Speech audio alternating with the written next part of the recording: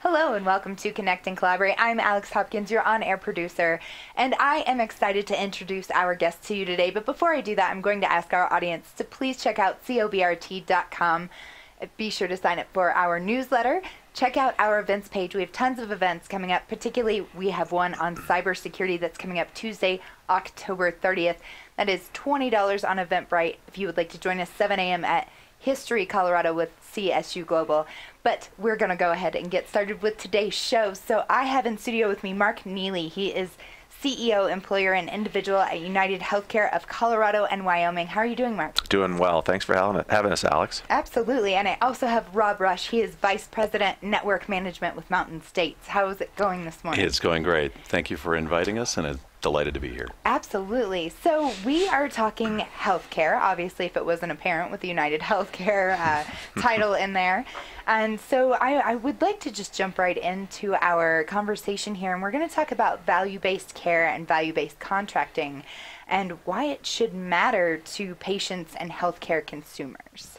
Well, it is a very relevant topic today as people focus on the cost of healthcare and the fact that it's becoming less and less affordable, and the world is changing, and we are in the process of transitioning from a world where our care delivery system has been rewarded for volume. It's been a fee-for-service environment, so volume-based, to rewarding for value, which means that we're now reshaping the rewards and the incentives for the care providers to more closely align with the consumers of healthcare around when health improves, everybody wins, costs come down, quality improves, and there is a pay for value instead of volume.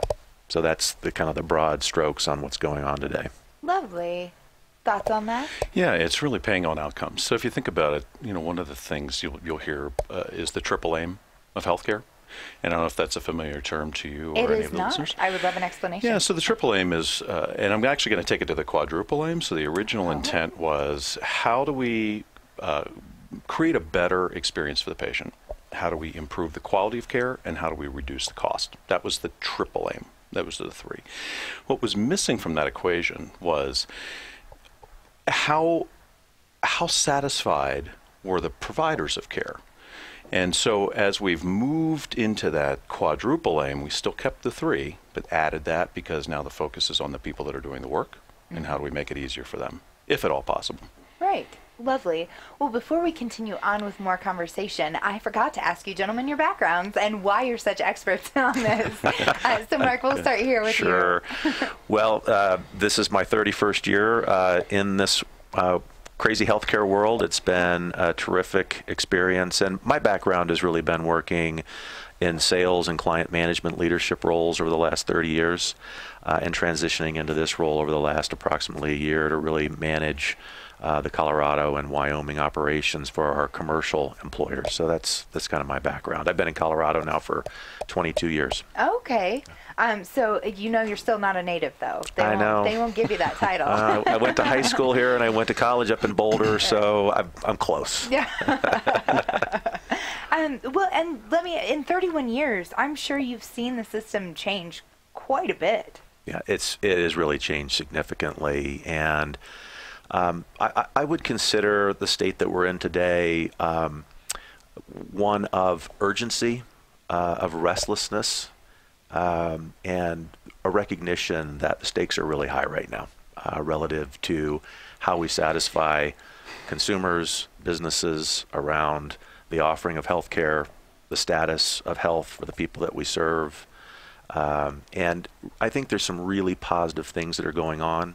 There are macro changes that are going to take a little bit of time. We've got to move quickly.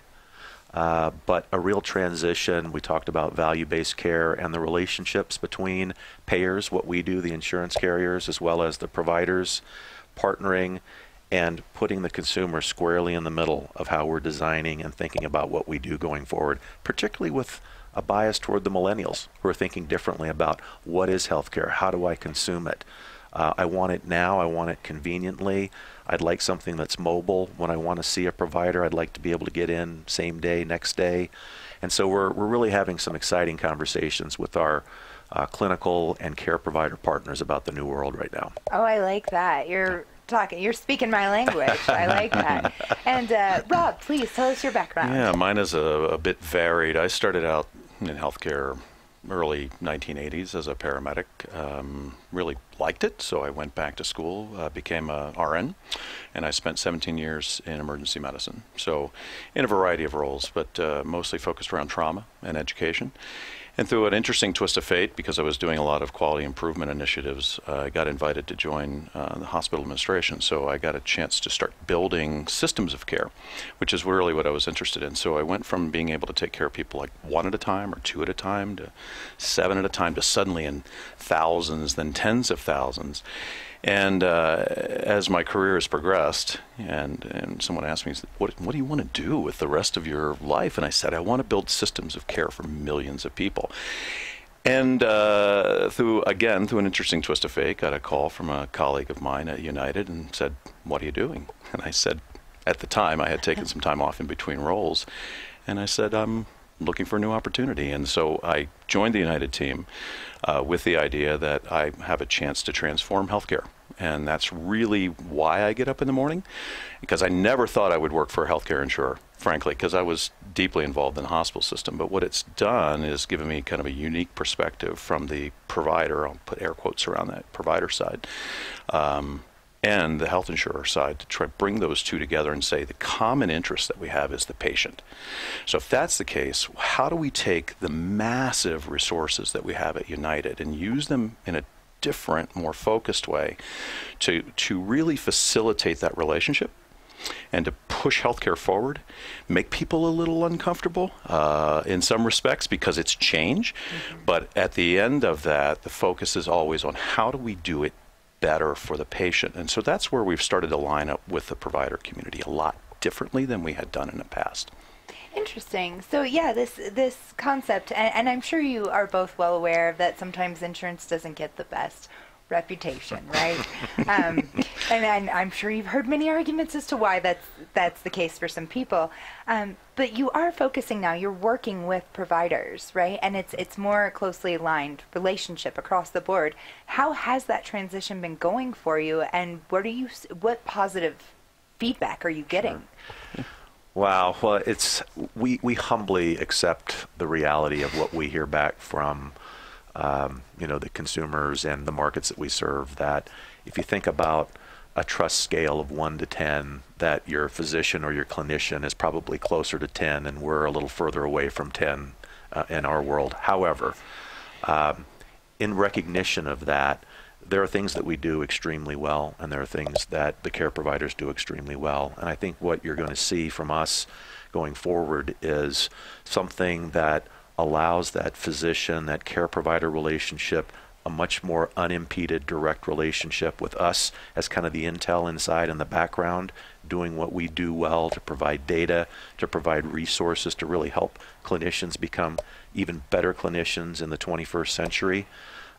Doing things with technologies, efficiencies, serving the millennials, thinking about their business model as a consumer business model, not as a reactive sick care model, but a proactive healthcare model. So we recognize all the things that you just said, and we're really excited about some of the new innovations that are coming out along those lines. Yeah. Thoughts? Yeah, I took a lot of heat for coming to UnitedHealthcare. I wasn't gonna directly ask you, but I didn't realize that your background was in being a provider. Yeah. So here's the funny thing: is when I announced that I was coming to United, I had a series of colleagues on the provider side call up and said, "Oh, you're going to the dark side." Yeah. And I thought, well, it's a curious phrase, right? That it's somehow seen as this antagonistic sort of relationship. But what I've said to those colleagues subsequently is, now I know why it's the dark side, because I generally start working before the sun comes up, and I keep working long after the sun goes down, so I don't get a chance to see the light very often. But traditionally, health insurers have been seen as an impediment, right, in between the relationship between the physician and the patient. It was the mother may I piece. We either authorized something, or we denied it, or we didn't pay it, or we messed it up somehow. And in some respects, maybe some of that from past behavior is kind of deserved in the way that we were showing up. But as I've come to understand it, and I think this is shared with executives at positions higher than me, as the largest health insurer in the world, literally, we have a social responsibility. And when we're an enabler of healthcare, so the things that Marc was talking about, we have massive amounts of data that we need to use in a different way to drive care better. And if you have clinicians that are practicing individually, they don't get to see a lot of that data that helps them make decisions. So as we're heading down this path with providers, we're going to evidence-based medicine. In fact, there's physicians have been doing this for quite some time, but how do we enable that? So if we can look at patterns in healthcare, we can look at people with conditions, and we can look across best practice, and we can literally take in that spectrum of physicians and providers. And if you put it on a statistical curve, we get this really great grouping. So there's like 26,000 providers that we have under contract in Colorado. And if you put it on this bell curve, in the middle is kind of average. And there's about half of the network that does pretty well. They're average compared to their peers. Then there's a group way on the right side that they're expensive. Their quality is not as good. And that's the group we want to work with. And then there's this group on the other side that, through really good medicine on their part, good decision making, managing care, they've managed to push down the cost, they've managed to increase the quality. And so what we know from that data and what we know from working with providers is that quality care costs less. So how do we help every one of those providers, every one of the physicians that we can, move toward that part of the spectrum? So as we've taken a very conscious approach to this to say, how do we get out of the middle of the relationship, and how do we partner with the physicians, because our common interest is always on the patient. So moving from that, as I've heard this over the years, the mother may I thing, right, with health insurance, is now partnering, investing, driving that experience differently, improving it. And as Marc was saying, bringing technology to the table to help drive that faster, better, cheaper is the way that I would put it into a soundbite. So that's it. It's it took a lot of heat for coming over, and I would do it again in a heartbeat. This is a fantastic job in the way that we are able to enable healthcare better in ways that we hadn't done it before. I would imagine with having people come over from being a provider themselves, having that experience and adding that voice has probably changed the insurance side of things, right? I think it has, because we can talk a common language, right? So, you can start slinging medical jargon around on them, and we understand it. Yeah. Before, if you've got a whole staff that had really never worked in a clinical environment before, they don't understand what it's like to be at the bedside. Right. And so now that we've been onboarding more and more of our team with clinical experience, they know what it's like to be at the bedside, and they know what the frustrations are. And so that allows us to take a step back and say, how do we make this easier? So, we're a mission-driven company in the respect that, our job is to make healthcare, get people healthier, and to make it easier, to just make the system better. Right. And we've got a lot of gaps in that. There's a lot of work that we need to do, but that's what we're doing every day, is pushing that forward. I just want to jump on something that Rob said earlier about the physician as well. The quadruple aim. We talk about the triple aim. The quadruple aim adds the satisfaction of the physician with it. And I think the point you're making, Alex, is a good one. By having clinicians working inside of our organization, it's a sensitivity and a respect for the things that physicians face in working with multiple payers, with multiple protocols, and the things that it can do to distract from providing care to the people that care about the most, their patients. And how do we work together in a way to reduce some of that administrivia and find ways to help them be more efficient, so that of their 10, 12-hour day, whatever it is, the majority of it is spent on patient care. And I think that is also coming along with having clinicians in our organization. Did you say administrivia? Yeah. I love that word. I'm stealing that. I'm adding to my repertoire today. I like that. So we've talked a couple times about this quadruple, triple aim. How does it impact the consumer experience and the cost of care. We've talked about how we're focusing a little bit more on that provider perspective and making sure that they're satisfied as well. But if we get down to the nitty-gritty of the cost, how is that impacting the cost of care? Yeah, so go back to the opening comment about value-based care, where inside of that, it's longer than our program here to get into the real nitty-gritty of it, but essentially it provides sort of targets and benchmarks for both quality and cost, and to the degree that primary care physicians deliver on both of those objectives and there are savings involved, there is a sharing of those economic rewards back to the physicians. So their incentive now moves away from volume toward value, and it is kind of reshaping the centrality of how we are thinking about the role of the primary care physician as we go forward. And I think we've lost a little bit of that prioritization of a PCP relationship, the old days of Marcus Welby, so to speak, which probably predates you, but kind of touches on Rob's and my vintage. But really the importance, and going back to the comment as well about the proactive health care versus reactive sick care, with the incentives aligned, physicians want to take great care of their patients, but in this new value-based environment and with some of the things that Rob and I are talking about, we're now thinking more proactively about a primary care physician selection, a close relationship with that primary care physician, that person being the center of the first phone call I make. It's to Dr. Alex. And if I need to go see a podiatrist or if I need other care, my relationship with her is where I start. And then their role in directing care and making sure that they're making the most cost and quality effective recommendations at the right site of care, keeping people out of the emergency room. We still have a tremendous problem here in Colorado with people not pausing for a moment to, one, consider a relationship with a primary care physician, and for those that don't, jumping too quickly to, it's convenient just to run down the street and go to the ER for my stitches, which I could have gotten in an urgent care facility. These are some of the behavior changes that we're trying to bring to getting people to the right site of care at the right time, at the right price. And there's kind of a shared responsibility here. It's not only with physician behavior, it's with our own. It's really, during open enrollment season, which we're in the middle of right now, really asking ourselves, it's a time of high sort of awareness of our health plans and asking ourselves, where am I with my own health? Let's be honest. Do I have a primary care physician? Let's be prepared. If I've got an urgent situation, am I aware of all the resources available to me? Urgent care, telemedicine. Telemedicine is going to be, it already is a tremendous development. It is grossly underutilized.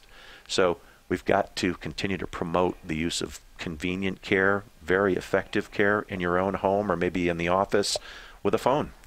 So all these things are kind of coming along with this reshaping of relationships with physicians, value-based care, incentives around cost and quality across all the stakeholders. Does that make sense? Yes. Yeah. No, I'm following right along with you. Great.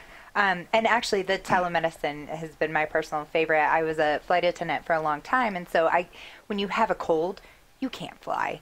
It's miserable. You're in a tube with in a limited amount of space with recycled air. You're gonna make everyone sick. Petri dish. Exactly. And so I would get on, have a teledoctor, 15-minute conversation. My nose is stopped up. I'm worried my ears are gonna pop. Can you write me a note? Right. Perfect. $15. Right. Yeah. Amazing. That by far has been my favorite thing that's come about. Good in for you for using it. Yes, yeah, and I recommend it to everyone. We wish more people would. It's interesting because the technology's great. It's been kind of a clunky, slow adoption. People are starting in that, and I think it's a generational change as well. So as we become more mobile, and you can pick up your phone. Off of your phone, now you can actually do cost comparisons. You could link with your doc. You can look up your account if you're, I would say for most healthcare insurers they have that. But United specifically has a lot of technology like that allows you to be just mobile. It fits your lifestyle. So I'm thrilled to hear that you're using it. We wish more people would. Yeah, absolutely. It's, again, hands down my favorite way to see a doctor. I don't have to go in and sit and wait, and it's right then. Speaking of that, we are talking, one of the big changes I think that we're seeing this preventative healthcare, right, where it's not the reactive sick care. And so a lot of employers are implementing wellness programs across the board, and my company is one of those. And we do challenges and stuff. It's been really fun, actually, to do that. Can you provide some examples of how that works, and is it a sustainable trend? Yeah. Well, we need more patients like Alex, by the way, or more consumers like Alex, because you're aware of all these things. Now, don't ask me about my weekend activities. One of the things that we need to recognize is we hear a lot about the cost of healthcare, and there are plenty of problems out there. The reality is about 70% of the total costs are based on lifestyle decisions that we make as individual consumers. And some of those changes come from us. And so it's great that your organization is offering wellness programs. And I think this time of year, again, another great time of year to sit back and reflect, how is 2019 going to be different for me? How can I make an incremental change? Listen closely to what your employers are offering. They spend hours sitting down and thinking about, what do our employees need? What do we know about the health conditions of our employees? And by the way, not Big Brother, it's just big macro data that says, do we have diabetic issues with our employees, hypertension? What kinds of programs do we need to launch to help our employees be healthier, more productive, happier employees? An example, I guess, I would give you in the vein of fun and also kind of high-tech and innovative, which we think we're leading in that area. We've got a program called UnitedHealthcare Motion. So Motion is kind of a walking program that becomes kind of pervasive in your lifestyle. It operates off of a mobile device. We connect to the Apple Watch, to Garmin, to Fitbit, and it rewards individuals who do 3 different types of walking during the day. One is frequency, second is intensity, and third is tenacity. So regular walks through the day, one real fast one, and then one that's a little bit longer. And you can fit them within your workday. It gets you up away from your desk doing a little bit of walking. And by doing this, you can actually earn over $1,000 a year toward reducing your deductibles and having investments in your health reimbursement accounts or your health savings accounts if you're in those kinds of programs. So it's kind of a fun program. And what we've seen happen as a result, walking clubs grow up inside of these organizations. Hey, it's time to go for our lunch walk. Let's have a walking meeting. So that's just a good example there of kind of some of the things we're doing to create a little fun, which you mentioned, and then reward people economically for good behavior. Yeah, I personally take care to do a lot of those programs. And if anything, sometimes you just need to get a break away from your computer, right? Mm-hmm. It's also one of those healthy things. You need to give your eyes a break, right? Yep. And, they say every hour, about 15 minutes away from a screen. That's exactly right. Yeah. They say sitting is the new smoking. That's one of the taglines you hear. Yes. Mm-hmm. It's a sedentary lifestyle I really hit us big. And I'm sure that's been sitting for a while, right? That trend has been creeping over us for a while, but we're definitely seeing the effects of that now. Yeah. So any thoughts on how this is sustainable in this last couple of minutes? Yeah, I think part of that sustainability, a lot of folks think about the wellness piece, like, oh, we've got the weight loss clubs and the walking clubs. But beyond that, you can take that and think about it as we're going to meet people where they are in wellness. There's some people who are going to not have that level of mobility and they're dealing with chronic conditions. But how do we optimize that? And so whatever tools we can bring, however we can enable that individual to, and I would say optimize their health, which is a form of wellness, is how do we just get you better? And the holy grail of healthcare and wellness, and then eventually we're going to get to this, is predictive modeling.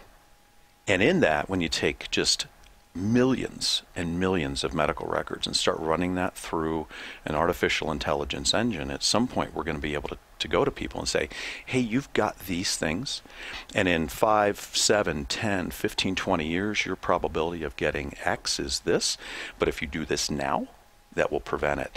And so wellness is headed that way. We haven't quite gotten there yet, but it's where we want to go. Absolutely. Stay with us here on Connect and Collaborate. We'll be right back discussing healthcare. Be sure to like and subscribe our YouTube page while you're here. Check out this podcast and more at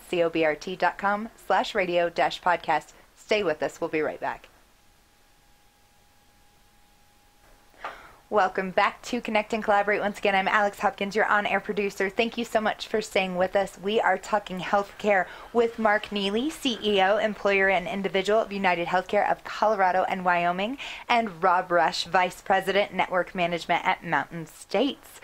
And so thank you guys for having this conversation with me about healthcare and you know, how we're trying to bridge the gaps between provider, insurance, and patients, right? The main focus here is the patients and getting the right care for every person. We touched on the value-based care and value-based contracting, and we also touched on, you know, teledocs and the ways that employees are getting involved, or employers are getting involved to make sure their employees are having the, you know, a better lifestyle by participating in preventative healthcare measures. And I want to talk a little bit more about some of the innovative ways that health insurers are trying to impact the consumer. We talked about the teledoc, but I'm sure we have other examples. No, take a quick swing at some things we're working on right now. We talked a little bit earlier about the importance of the role of the primary care physician, and one of the things that I think can go a little bit underappreciated is the way the plan design and the benefit is structured to reward good behavior for those that choose the right place for the right point of care. So some of the things we're working on is to say, you know what, high deductible programs are very good programs around creating better consumers. There's a new kind of a tack that we're taking, though, that says, you know, we want to see minimal sort of barriers between a patient and seeking primary care. So we've now put plan designs together that are value-based plan designs. We talked about value-based contracting and care.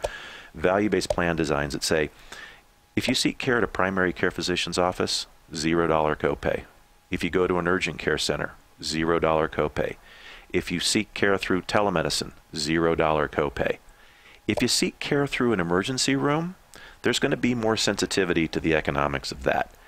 And trying to get people thinking about, through strong communication programs, how they're seeking care. Then once they're seeking care through the right channels, what does that new primary care physician experience look like? Do they have extended office hours? Are they open on weekends? Do they text or email with their patients? What are the things they're doing to really kind of shift into the consumer-facing business to meet consumers where they are? Do they have online scheduling?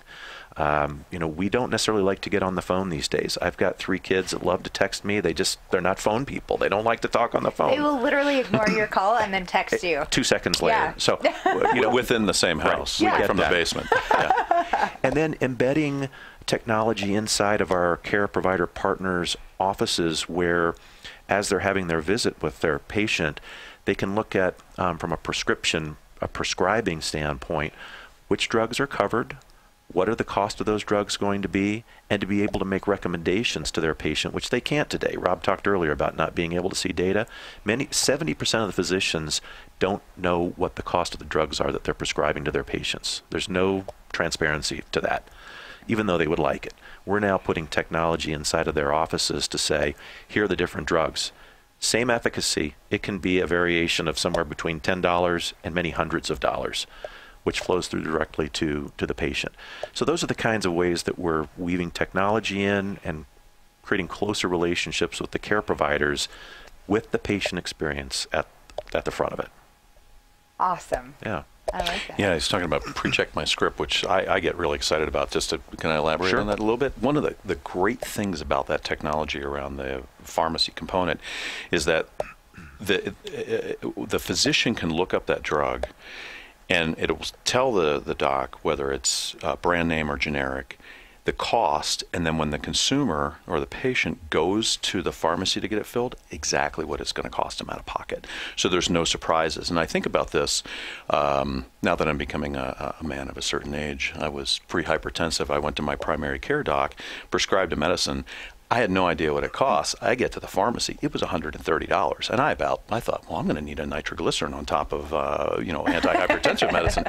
So that's the kind of surprises that we want to eliminate in the consumer experience in healthcare.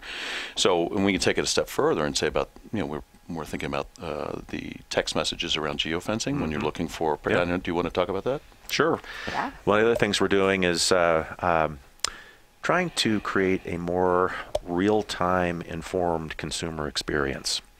And there are some that are kind of a little nervous about approaches like this, and others maybe, I would consider myself in this category, and maybe you too as well, Alex, geofencing, which is our ability to have locational information through the phone for individuals that voluntarily tell us, I'm good with you texting me. Mm-hmm. And if someone shows up in an emergency room, we'll know that they're in an emergency room, and they will have checked in at the front desk. We'll be able to send them a text message and say, Alex, we know you're in an emergency room. Would you like to talk to a clinician right now about maybe some of the other alternatives that could be available to you? And we do this because we know that about 40% of ER usage is unnecessary. It's voluntary. If the patient says yes, they just hit the phone number on their screen. It will transfer them to a clinician. They'll ask a little bit about your condition, and if it makes sense to have a primary care visit, they'll offer that to you for $0. Or an urgent care visit, they can tell you there's one right down the street. We'd be happy to call ahead for you to make an appointment for you. You go down the street, you're probably going to save several $1,000s, again, a $0 visit. But using technology, real time, informing the patient at moment of intent, what are the best options available to you? That's another example of what we're doing in that area. That's actually super fascinating. I didn't know that. That's super convenient. That one I'm very excited about, actually. Yeah. But these all are provided through UnitedHealthcare, and most of us tend to seek insurance through our employers, right? So it is open enrollment season right now. So I heard an interesting fact today from a colleague of yours, actually, is that people typically spend less than an hour's worth of time researching insurance for themselves for an entire year. And not just themselves, typically, a lot of times families too, right? Their whole family. So what should we keep in mind as consumers? Yeah. Yeah. Well, we touched on it a little bit earlier. This time of year just tends to remind us of the existence of health plans. Many of us get them through our employers. There's a lot of communications that come out.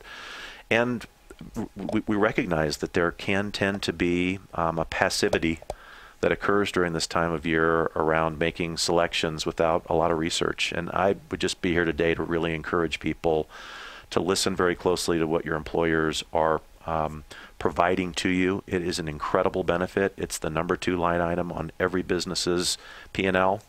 It is an investment in their employees, and there's a reason that they're doing it. Listen very closely, and then ask yourself, what kinds of things can I be doing? Choosing a primary care physician. If I don't have one, strongly consider that. Use the search tools that your health plan provides to you to choose providers. Some of them will kind of stratify providers and say these are premium designated. They've distinguished themselves because of the way they practice care and the cost of the care they provide, and maybe tier them to say maybe you want to consider one of these kinds of providers. When you're choosing a provider, understand their business model. Does it work for you? Really consider telemedicine. Think about it up front. Anticipate the year. Download the mobile app, and at that moment where it's like, oh my gosh, this is unexpected need for health care, know what exists for you inside of that mobile app or whatever source you use to access the information, to say, where is the nearest urgent care facility? I should know where that is when I need it. Where is the nearest emergency care if, in fact, I truly need it for emergency care? Am I up to date on my annual checks? If I'm a chronic patient, am I really following my medication regimen? Am I aware of the mail-order drug benefit? And if it exists, take advantage of it. Many times it's a 3-for-2 copay and it's delivered to your home. Take advantage of this benefit that's being offered to you, which, by most actuarial accounts has a value of somewhere between $6,000 and $8,000 per individual, $15,000 plus per family. It's an investment in your health, and there's a lot of great benefits out there. So pay attention. Yeah. Can I add to that? Sure. It's all great. So I'm going to give you real life experiences in between jobs. We had to select a health plan. my family and I.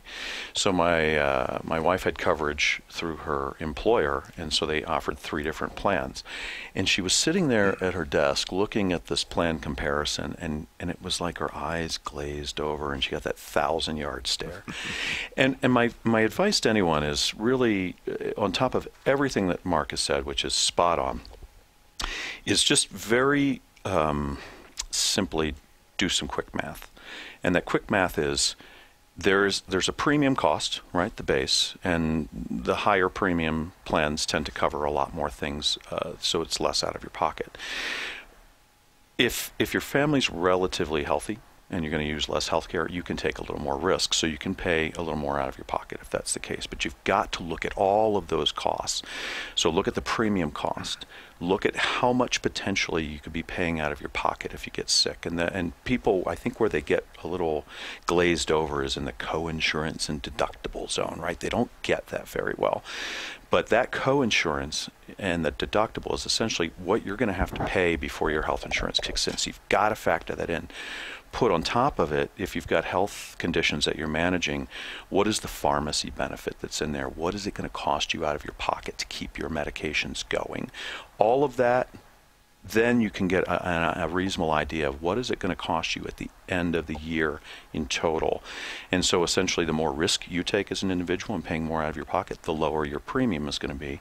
You buy a richer premium plan, it's less out of your pocket, but you may or may not need it. So that's my only counsel. Once I kind of broke it down and she was able to do that, she picked the right plan. And then, but really, a lot of those sheets that come out from employers, if you've got multiple options to choose from, get a little complex in there, and that's my only counsel to people is just take and do that simple math and figure out what you're going to pay at the end of the year in total for using that plan. So. Great advice, and I love that because it does break it down to a simple formula there, which is awesome, and I don't think a lot of people know about that, so thank you for that counsel there. One of my caveats that I run into a lot is I don't know what I don't know when it comes to health insurance, right? Is there a quick fix for that? Where can I find that information if it's something I've never thought about, right? That happens to me.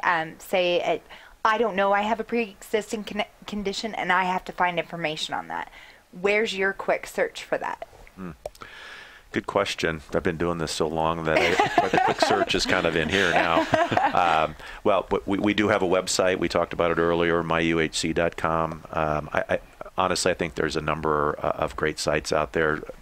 Candidly, I just Google questions, and I find I get lots of good answers just by Googling, my healthcare question. I don't know about you. Well, if you want a more personal experience than that, you could pick up the phone and call our customer service line. They're going to pull up what your benefit plan is, and they're going to say, this is what isn't covered here, and if you need help finding a physician, they can help you do that. A very personalized experience in that. So there's multiple ways we've tried to make it easy. For those that don't want to talk to anybody, right. You can go online. For those that want that more personal touch, pick up the phone. On the back of the United card is the customer service number, and it's surprising to me. I go out and like in the supermarket, or I'll go somewhere and people say, well, where do you work? What do you do? And I say, I work for UnitedHealthcare. And universally, after you've had tomatoes thrown at you, what's been happening? No, I thought I would, right? Because of I remember the dark side comment.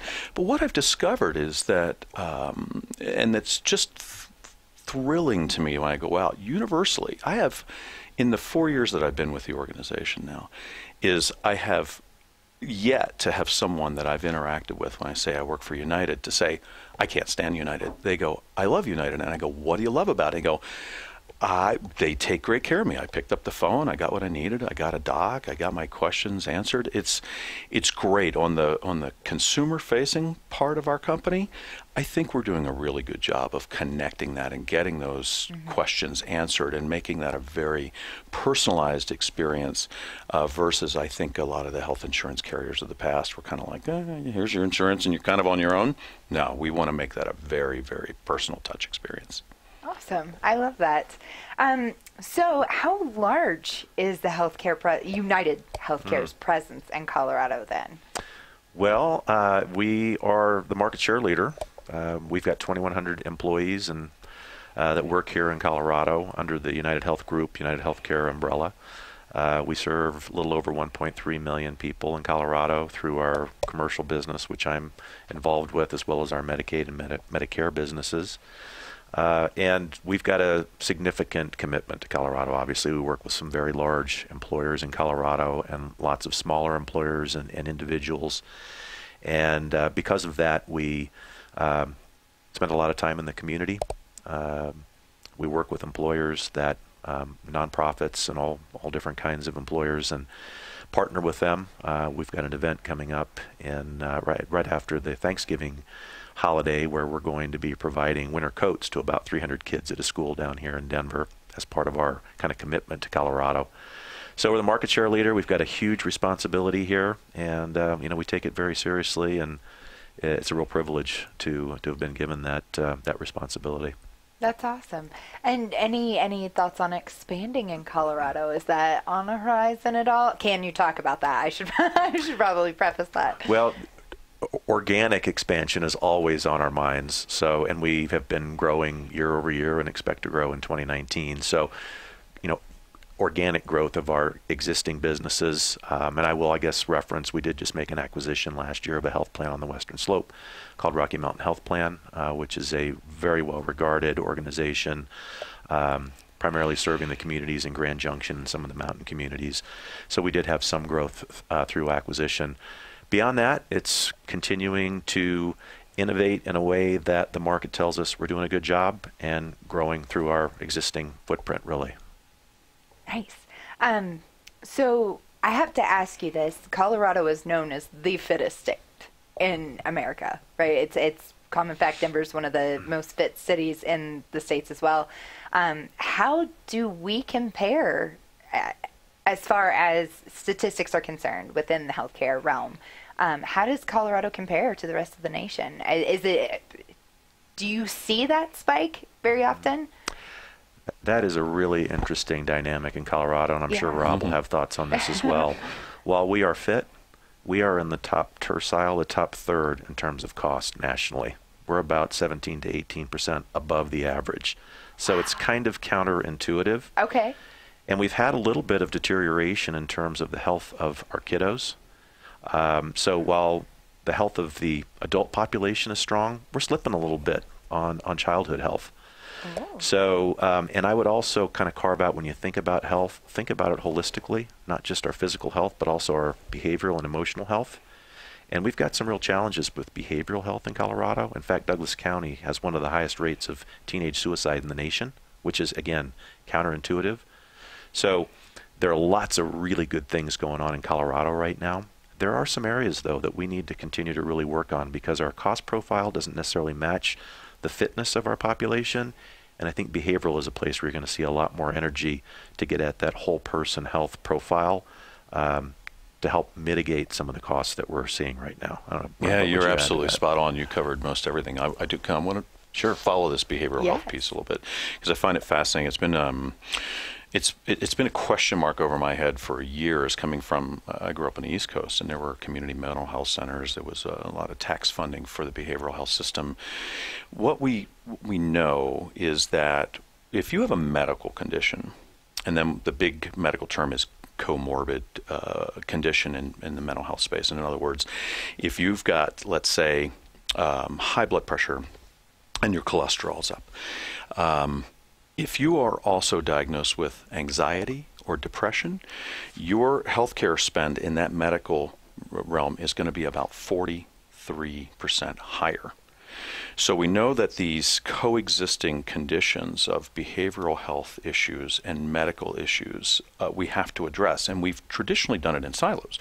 We said to the physicians, oh, you deal with the physical body, and then over here you counselors, psychiatrists, psychologists, you deal with the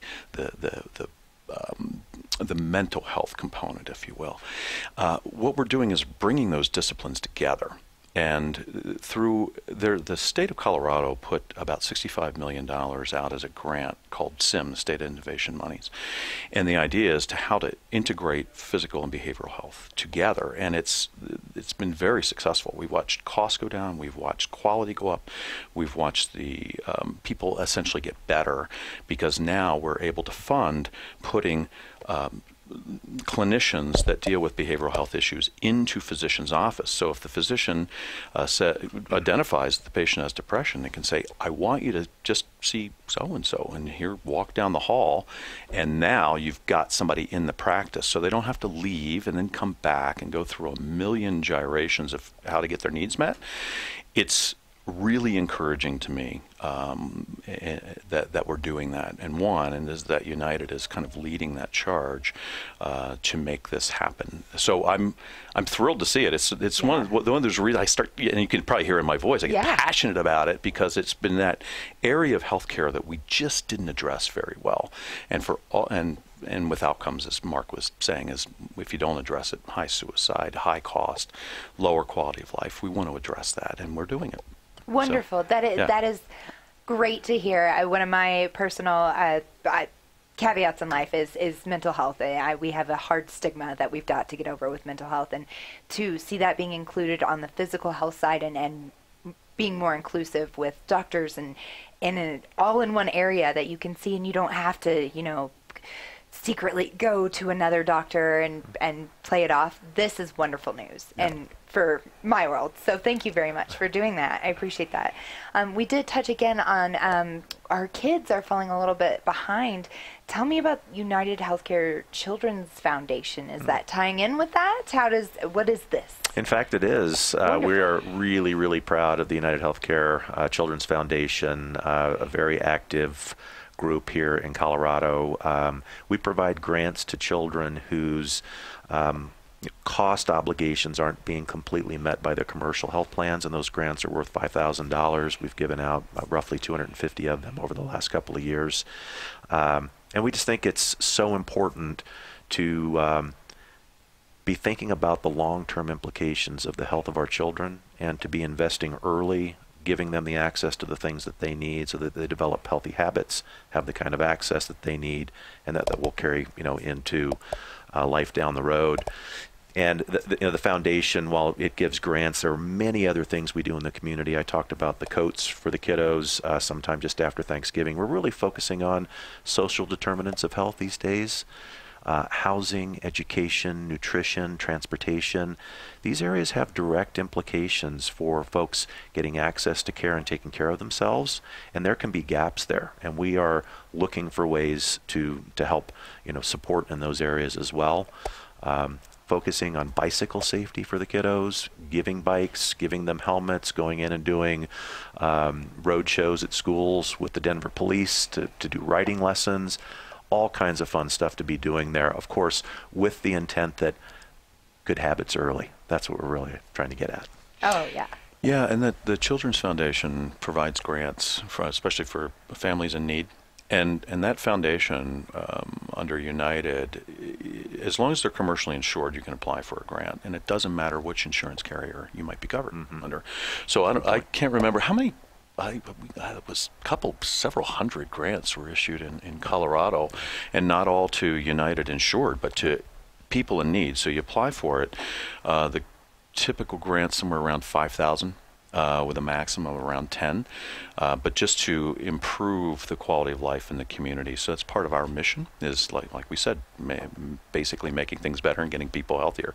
So it's a great foundation, and thanks for asking about it. Most people don't, and so we consider one of those unsung heroes of UnitedHealthcare, so we really appreciate that. Yes, of course, our pleasure. Thank you so much, gentlemen. It has been a pleasure having you on talking about healthcare, and I've gotten some great information. There's a lot that I knew about before, the teledoc and things like that, and I'm sure our audience will be thrilled to find more ways to get quicker, better, cheaper health care, right? Yep. So thank you for providing that information for us. Again, find more at myuhc.com or unitedhealthcare.com. Be sure to like and subscribe our YouTube page while you're here. Find this podcast and more at cobrt.com/radio-podcast.